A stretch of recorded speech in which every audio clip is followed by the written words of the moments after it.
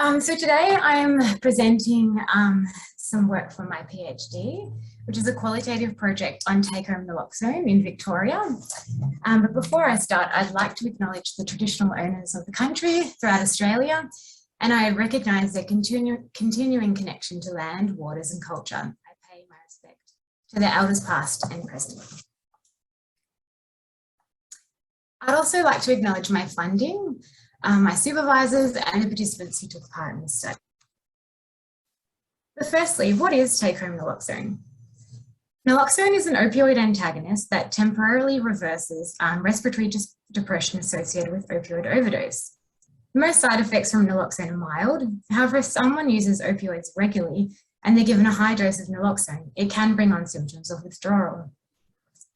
Naloxone has been used to reverse the effects of overdose in emergency medicine for over 40 years. However, more recently, there's been a shift towards implementing take-home naloxone programs as an overdose prevention strategy.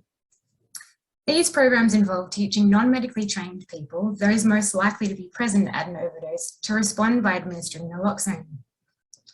Training programs offer information on how to identify an overdose, appropriate responses such as placing the person in recovery position and calling an ambulance, and most commonly, these programs dispense naloxone as a take-home product to those who are trained.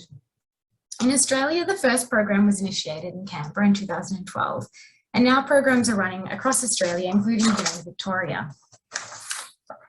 In 2016, naloxone became a Schedule III drug, making it available as a pharmacist-provided over-the-counter medicine.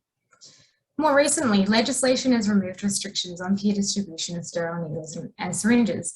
Regulations concerning how this affects naloxone are currently under development and will come into effect later this year, greatly improving access. International research has indicated that programs are effective at reducing mortality and improving knowledge of opioid overdose. Despite the effectiveness of programs, uptake and diffusion in Australia remains inconsistent. Impediments to consumer uptake of naloxone include fears of precipitating the withdrawal symptoms, fear of police, or feeling burdened by the responsibility to attend to upsetting overdose events in a responsibilized role. Recent sociological research suggests that naloxone administration events afford multiple possibilities, including revival and conflict, but also revival, communication, and care. Recent research argues that consumers participating in training programs feel a sense of responsibility to provide care in overdose events, a complex subject position given the forms of conflict that is sometimes recorded in overdose events. The research focuses on how initiatives are intertwined with practices of care, suggesting that it makes new forms of care but also responsibility available. Mobilising a similar sensitivity to the multiple affects, or as I will soon discuss, the multiple affordances of naloxone, I will analyse how hope and empathy shape this initiative in Victoria. To approach my analysis, I draw on insights from science and technology studies, utilising Bruno Latour's theorisation of technological affordances, which suggests that technologies such as take-home naloxone are co-produced within social relations and afford rather than determine specific actions and possibilities such as hope and empathy. This concept articulates and builds on a key assumption of science and technology studies, that objects and subjects, or humans and technologies, do not operate in distinct realms. Instead, the two are intertwined and interrelated in complex sets of relations that occur between technologies and the social and interactional circumstances in which they exist.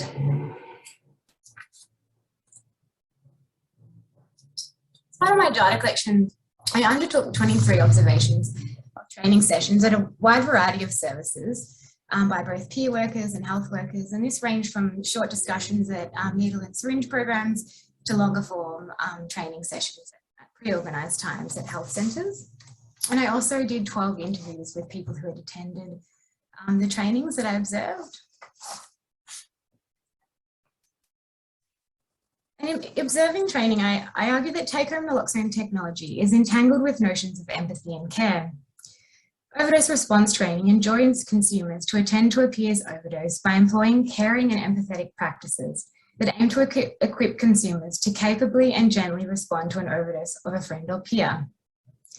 As detailed in this first quote, along with gently administering titrated doses of naloxone, trainers impart skills including empathetic communication, patience, and responsibility to stay with the person to de-escalate potential conflict or manage withdrawal symptoms. These are often held in contrast with practices of paramedics.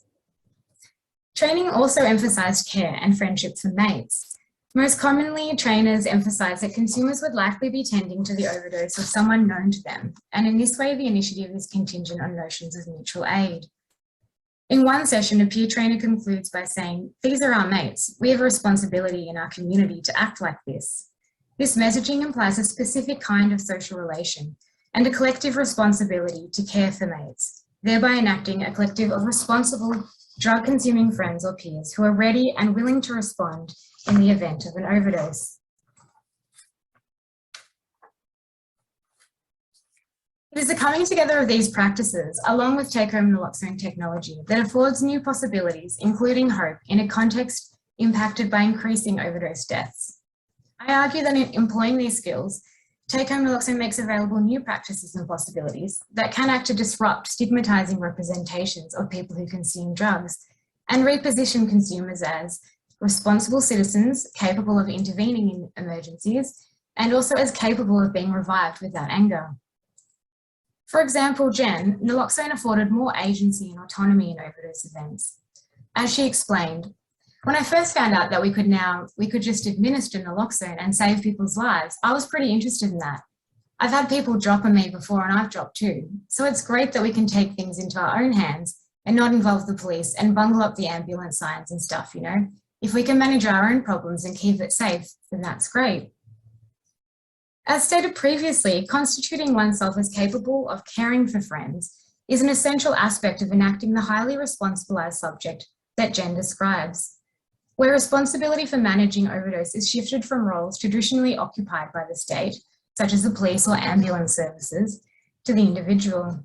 Indeed, many consumers I encountered were motivated to attend training so they could better care for their friends and partners, especially if they'd lost loved ones to overdose in the past.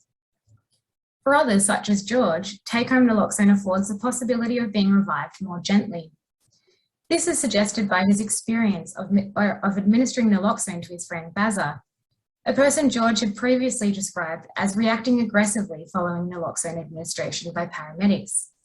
He explains to me in an interview, like you wait for them to turn and all that kind of stuff, and it doesn't happen. And like I said, my mate Bazza, for him not to turn, that's massive. Do you know what I mean? I know it doesn't mean much to you because you don't know him, but if you take my word for it, like he's one of the people that goes, I hate it, you know, he'll go off at a paramedic for saving his life. Do you know what I mean? Because it doesn't wreck his high. Do you know what I mean? That's what I'm trying to get at. It doesn't wreck your high.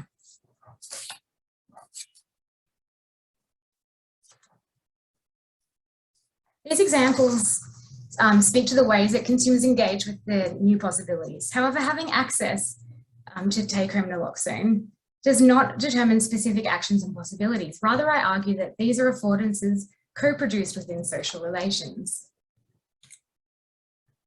Care and empathy are not neutral concepts. Employing practices learned in training necessarily produced and reproduced notions of care and responsibility that could also be resisted by consumers. For example, Jodie found the obligation to tending to multiple overdose events in a responsibilized role burdensome, reducing the pleasure of her own drug consumption. She says, I think that other consumers should know their limits. I've been in situations where some people, they go overboard, like drinking tablets, chuff, and then they'll give me a call knowing that they want to get wasted. And if something happens, I'll come and I'll respond. I won't go anywhere, I'll stay. So sometimes I feel like, you know, I'm being used in that sense. So yeah, I can't really enjoy my actual hit and I'm too concerned about them, whereas they're not concerned about themselves. Jodie's account above suggests that she thinks it's unfair that her friends can consume drugs without care and it's her responsibility to look after them. Mirroring findings from an emerging body of literature focusing on gender and overdose, feeling taken for granted or obliged to take on caring roles during an overdose event was a theme commonly expressed by the 5 women I interviewed. In another interview, George explains his inner turmoil while attending the overdose of a friend of naloxone. He says, what if I don't get him back to consciousness? What if he dies right here? You know what I mean? Like everything went through my head, you know? I was on the run, you know, worrying if the cops are going to come you know what I mean? Just all them things, you know, and that sort of went through my head. But at the end of the day, I'd rather get pinched than fuck off and leave someone to die. Do you know what I mean? I could never, ever forgive myself for that. Never, never, never. Not in a million years would I forgive myself. Attending training and being equipped with take-home naloxone does not erase the political and legal contexts that shape people's lives and the difficulties consumers like George may experience in responding to overdose in particular ways. Enacting a neoliberal subjecthood does not remove or reduce competing interests that consumers like George encounter while taking responsibility for saving a life. The relations of mutual support implied in responsibilising consumers may interfere with their ability to attend to their own needs, such as avoiding interactions with the police. However, not engaging in a responsibilised role poses its own set of dilemmas. Assigning responsibility of care during overdose to consumers like George exposes them to the burden of blame or rendering aid in these events. Treating consumers as capable of employing these practices can also have political implications and pose dilemmas. On the one hand, it can be seen to empower consumers to respond to overdose and save lives in a way that minimises discomfort and conflict. And on the other, it ignores the limited material and other resources of many consumers, as well as the discrimination they often face.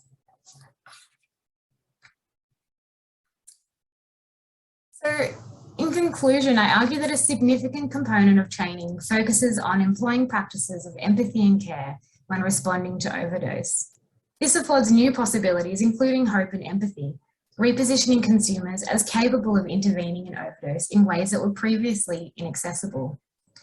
My analysis shows that care and empathy shape take-home naloxone training in multiple ways, including as a training technique where consumers are encouraged to employ caring and empathetic practices when tending to an overdose, as an affordance where new possibilities emerge for consumers, such as hope in a context impacted by increasing overdose deaths, and as something that is resisted as consumers negotiate care and responsibility in practice.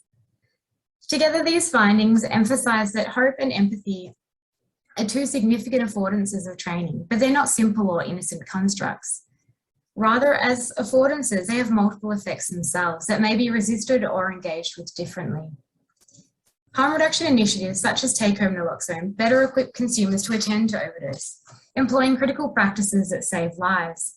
However, I argue that careful attention to how the initiative responsibilises subjects and its unintended effects is needed. While training repositions consumers who routinely encounter stigmatisation as capable public health workers, it does not efface the material deprivation that many consumers face as they carry on these roles with minimal resources.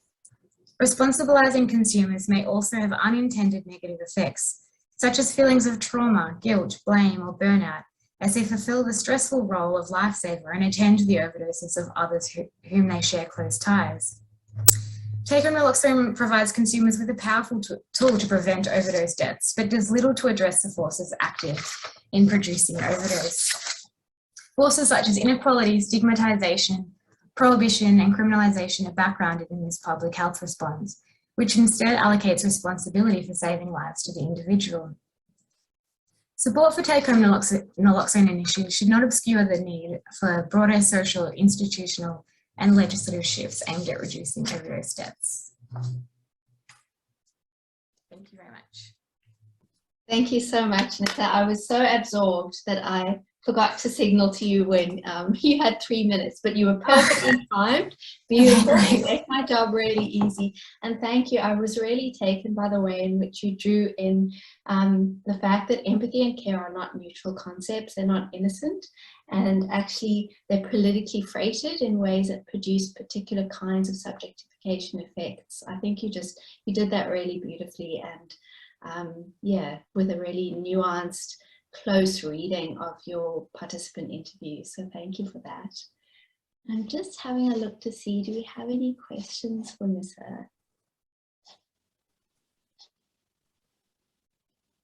People might be absorbing your presentation, Nyssa, so we'll just get At the end of the day, everyone's off the hook. I've got one that you might still be thinking through, and it's one that I'm grappling with in listening to your presentation and knowing your work and those others at Arches. And you've talked about the complexities of treading this line between responsibilizing consumers and destigmatizing them, and both the affordances and some of the limits of hope and empathy in relation to the administration of take-home naloxone.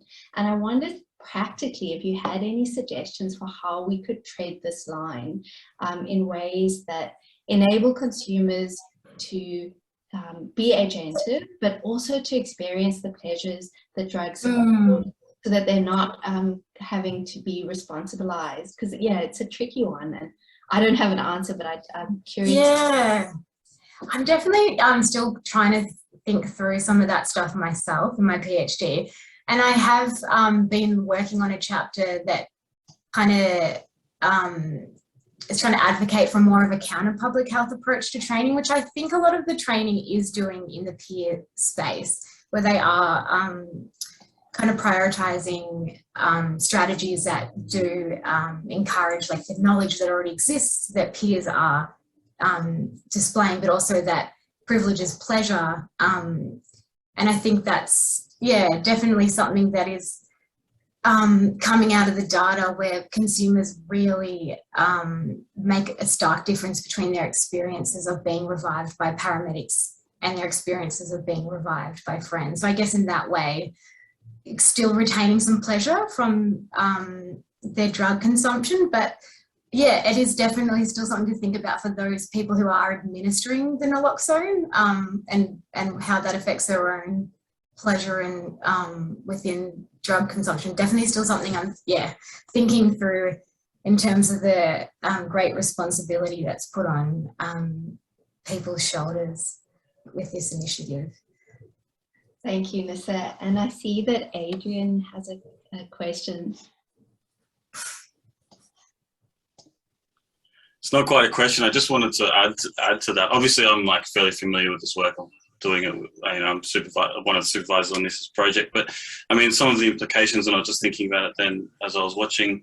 It's not just a lot of the implications of this kind of analysis is not just for peer trainers, but also other people who are part of overdose response. So for example, paramedics or other people who work in like traditional public health, and to think about some of those counter public concerns, like for example, pleasure is legitimate even in a context in which, the line between pleasure and disaster can be ambiguous and that kind of thing, and just like being aware and like sort of sensitive to that as a legitimate and important concern in terms of how, when and how much naloxone and that kind of thing.